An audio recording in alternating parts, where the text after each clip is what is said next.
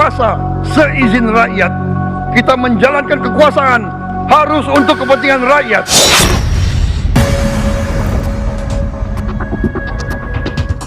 Mendagri ini adalah salah satu poros pemerintahan yang mengkoordinasikan pemerintah daerah. Kami mensupport semua program itu dengan memobilisasi, mengkoordinasikan pemerintah daerah untuk mendukung semua program di daerahnya masing-masing.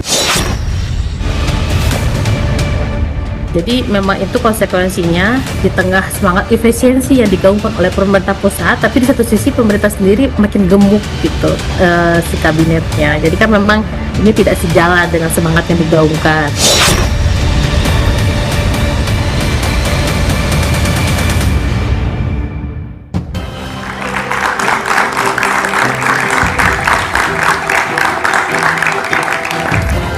Selamat malam. Hampir 1 tahun sudah perjalanan pemerintahan Prabowo Gibran.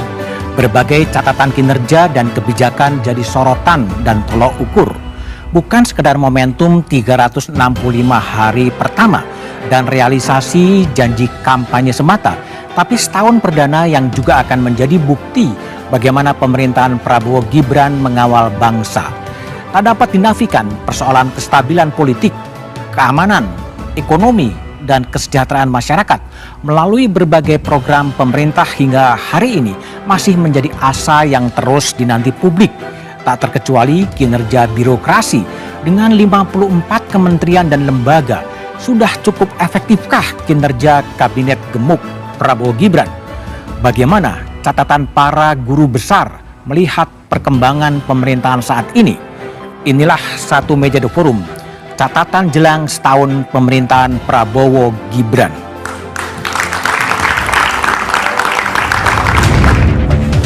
Kita berkuasa seizin rakyat. Kita menjalankan kekuasaan harus untuk kepentingan rakyat. Pemimpin yang harus bekerja untuk rakyat.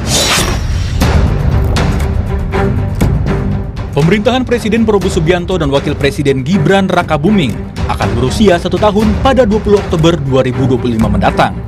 Sederet program telah dicanangkan, sebagian sudah dijalankan sebagai jawaban atas janji yang sudah disampaikan. Menteri Sekretaris Negara Prasetyo Hadi mengklaim sudah cukup banyak capaian positif selama 1 tahun pemerintahan Prabowo Gibran. Namun, ia mengakui masih banyak yang harus diperbaiki. Banyaklah kan catatan positif dalam artian prestasi selama 1 tahun tentu banyak sekali, tapi juga ada beberapa catatan perbaikan yang memang juga harus menjadi fokus kita untuk kita perbaiki gitu. Di sektor ekonomi misalnya, evaluasi akan terus dilakukan oleh Menteri Koordinator Bidang Perekonomian. Erlangga Hartarto mengatakan, meski rupiah sempat melemah, namun pasar modal dalam negeri dalam kondisi baik.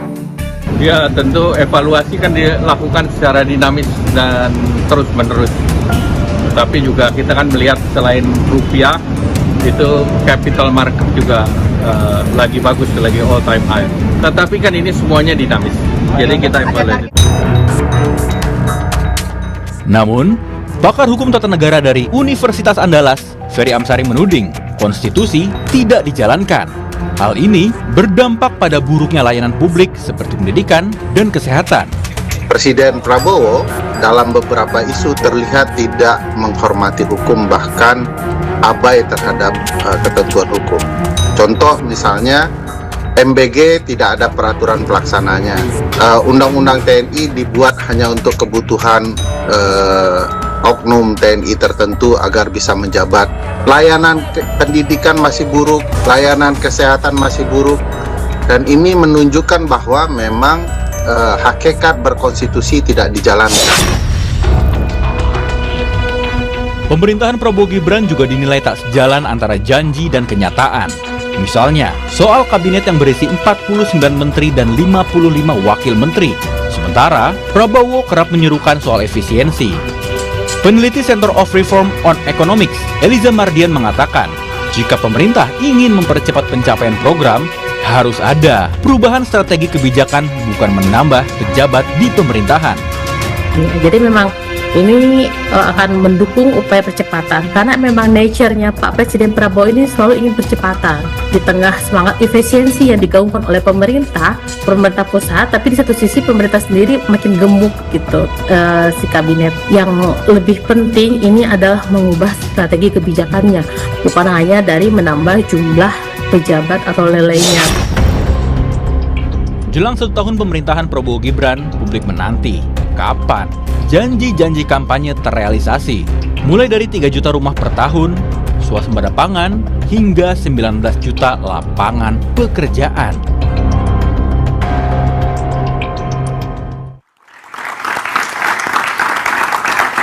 Tentang jelang setahun pemerintahan Prabowo Gibran adalah tema Satu Meja The Forum malam hari ini. Kami sengaja mengundang 5 guru besar.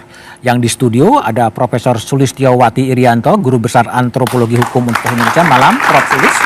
Kemudian ada Profesor Rias Rasid, Guru Besar Otonomi Daerah dari IPDN. Malam, Prof. Rias. Dan di sebelah kanan saya ada Prof. Susi Dwi Harjanti, Guru Besar Hukum Tata Negara Universitas Padjadjaran. Prof. Susi, selamat malam. Dan terhubung melalui sambungan Zoom ada Profesor Nazamuddin, Guru Besar Ekonomi Universitas Syah Kuala di Banda Aceh. Malam, Prof. Nazam. Selamat malam. Dan ada Guru Besar Ilmu Arsitektur Universitas Hasanuddin dari Makassar, Profesor Triyatni Marto Senjoyo. Malam, Prof. Triyatni. Ya, oke. Malam, Pak Budi. Saya akan mulai dari ujung barat terlebih dahulu dari Prof. Nazamuddin. Prof. Nazam, jadi kalau Prof. Nazam dari pemikiran Prof. Nazam di Aceh, bagaimana Prof. Nazam melihat setahun dari pemerintahan Prabowo Gibran, Prof. Nazam? Baik, terima kasih Pak Budiman. Yang pertama, saya memandangnya bahwa pemerintahan sendiri belum stabil ya. Artinya dalam beberapa waktu, dalam setahun ini sudah 4 kali reshuffle kabinet. Itu satu. Kemudian yang kedua, beberapa kebijakan ya seperti misalnya gas LPG 3 kg berubah kebijakan. Kemudian yang terakhir, pergantian Menteri Keuangan, berubah kebijakan. Nah, saya kira kebijakan yang dilandaskan pada siapa yang menjalankan itu adalah inkonsisten dengan apa yang sudah tertulis di dalam katakanlah Astagata pemerintahan Prabowo Gibran. Dan semestinya dokumen-dokumen perencanaan seperti RPJM yang sudah disusun itu dijalankan secara konsisten. Kemudian juga pemerintahan harus stabil dalam hal katakanlah kabinetnya yang bisa menjalankan tujuan-tujuan dari pembangunan selama 5 tahun pemerintahan Prabowo Gibran ini. Tapi itu tidak terlihat selama setahun ini. Jadi perubahan-perubahan di dalam kabinet, perubahan dalam kebijakan, nah itu sangat sensitif bagi pencapaian target-target. Oke, baik, Prof. Nazam. Prof. Sulis. Prof. Sulis, kalau saya tanya, apa 3 kata kalau Prof. Sulis merumuskan setahun perjalanan pemerintahan Prabowo Gibran? Semakin menguatnya masyarakat anti-sains.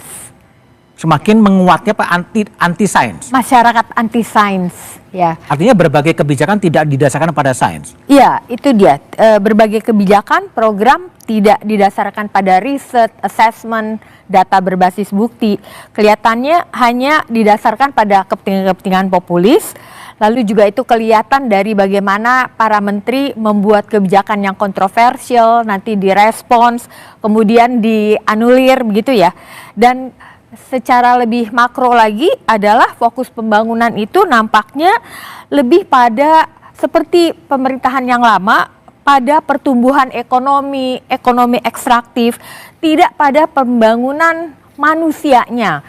Bagaimana menciptakan manusia, anak-anak muda Indonesia menjadi orang-orang pintar sehingga mampu memproduksi sains, teknologi, produk-produk budaya begitu ya. Dan di kampus sendiri kelihatannya semakin banyak masyarakat kampus, para dosen yang teralienasi dari masyarakatnya. Kan tugasnya itu adalah memproduksi ilmu pengetahuan dan juga membangun budaya akademik, mengembangkan budaya akademik yang akan ditularkan kepada masyarakat sehingga masyarakatnya itu berpikir rasional. Tetapi nampaknya itu tidak berhasil kalau melihat sekarang ini. Oke, baik. Prof. Rias, Apa catatan Prof. Rias setahun pemerintahan Prabowo Gibran yang paling mencolok? Yang paling Mencolok. Jadi begini, saya mau bicara secara umum dulu. Jadi pemerintahan Prabowo ini kan belum menemukan bentuknya. Belum menemukan bentuknya. Belum menemukan bentuknya. Ini masih proses. Sebenarnya sih belum terlalu lambat, 1 tahun kok cuma begini. Ya. Jadi ini belum memenuhi gambar yang dia pernah berikan sebelum jadi presiden. Bahkan di awal-awal bahwa dia akan membentuk kabinet second kabinet. Ini ahli. tidak ada. Oke. Format kabinetnya itu bongsor, ya toh? Gemuk. Gemuk. Menko-menkonya ada berapa? Ini yang terbanyak sepanjang sejarah. Wakil menteri, semua kementerian punya wakil. Ini tidak pernah terjadi sebelumnya. Jadi seperti masih mencari bentuk. Dan saya tidak yakin bahwa ini bentuk yang dia inginkan. Jadi ini mungkin ada semacam jalan tengah dulu yang dia tempuh karena ada ikatan-ikatan dengan pihak lain misalnya, ya sehingga dia harus kompromi. Kabinetnya saja adalah sebagian tertentu itu adalah kelanjutan dari kabinet sebelumnya yang sebenarnya kinerjanya biasa-biasa saja, tidak ada luar biasa. Jadi semua imajinasi tentang pemerintahan yang baik yang dibayangkan dulu sebelum jadi presiden dan di awal-awal itu belum menjadi kenyataan. Nah, ini tim belum bekerja. Belum bekerja. Ya, ini masih yang menonjol yang Anda lihat itu ibu-ibu lihat itu cuma individual. Menteri Keuangan beraksi, Menteri perumahan mau bangun sekian juta rumah, tapi ini belum merupakan satu kerja tim yang memberi kita satu keyakinan bahwa pemerintahan ini akan berjalan baik sampai masa tertentu. Ini kan cuma sisa 4 tahun lagi.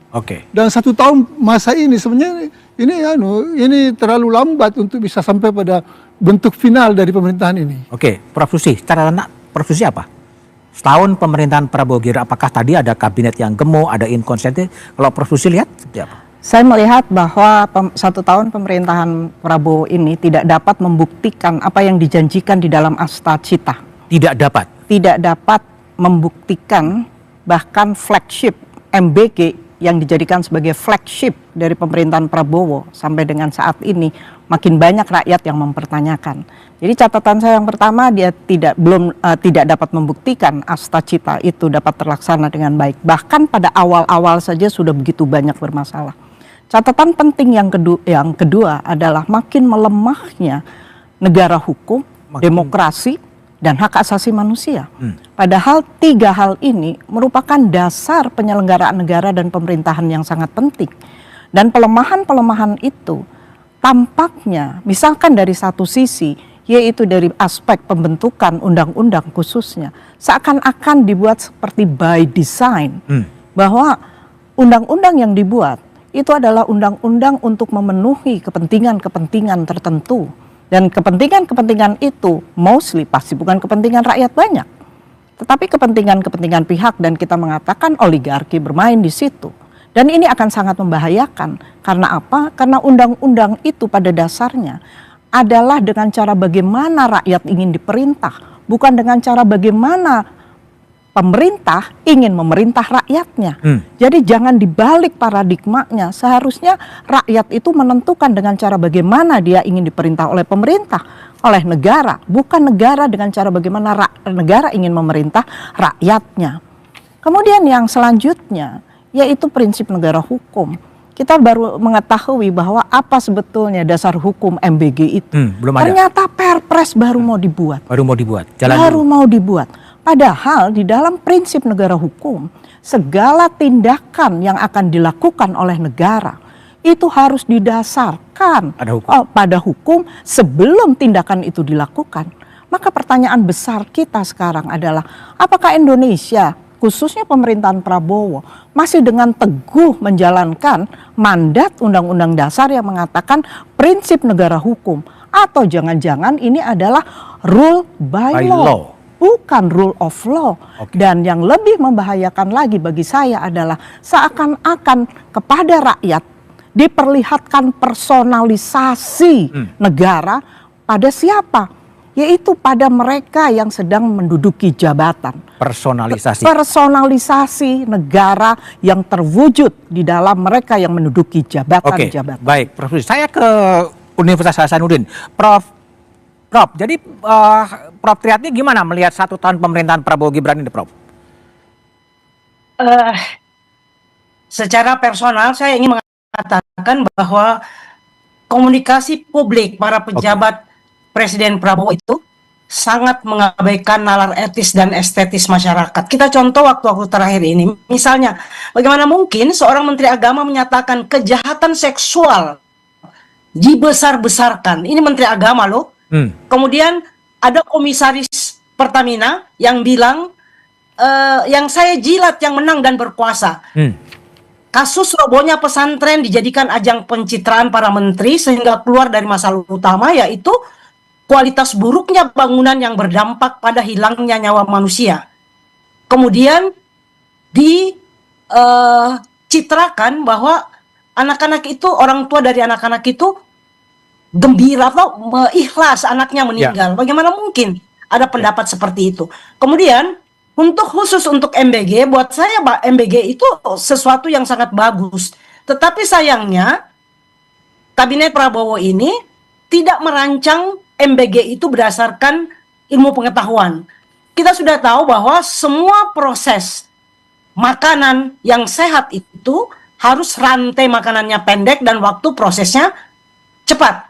Yang terjadi bagaimana mungkin rantai makanannya sangat panjang, waktunya lama, dimasak jam 2, dihidangkan jam 12. Bagaimana tidak ada keracunan di pinggir jalan? Ini kan Pak Prabowo itu kan bukan orang bodoh, masa dia nggak tahu sih apa yang terjadi di situ? Jadi kami itu rakyat itu sebenarnya dibikin bingung.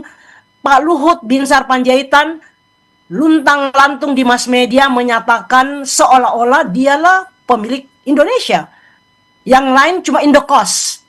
Kan, dan Prabowo-nya diam-diam. Pak Listio nampaknya masih lebih loyal kepada pemerintahan masa lalu, dan itu tidak bisa disembunyikan. Jadi saya berpendapat Bapak Presiden masih sangat ragu-ragu dalam mengambil keputusan. Oke, baik Prof. Triatni. Jadi ada satu kata kunci yang juga disampaikan oleh Presiden adalah soal efisiensi. Tapi bagaimana efisiensi itu diterapkan, kita bahas setelah jeda berikut ini.